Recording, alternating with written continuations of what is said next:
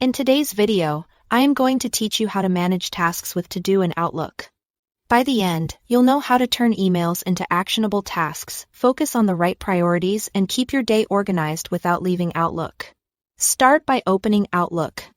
In the left navigation pane, look for the To-Do icon. It usually looks like a check mark. Click it to open the full To-Do interface right inside Outlook. This view is great when you want a dedicated space to plan, review, and update tasks without switching apps. If you prefer to keep an eye on tasks while you are in Mail or Calendar, use the My Day pane.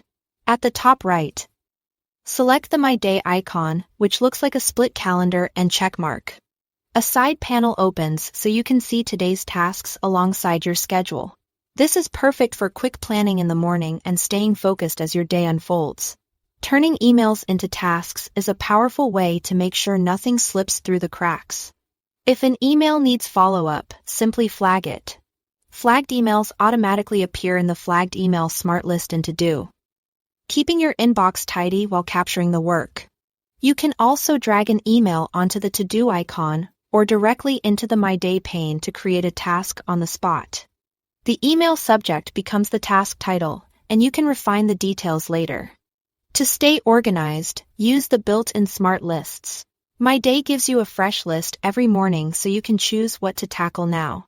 Planned automatically gathers tasks with due dates, helping you see what's coming up. Important highlights tasks you've marked with a star, so critical items stand out.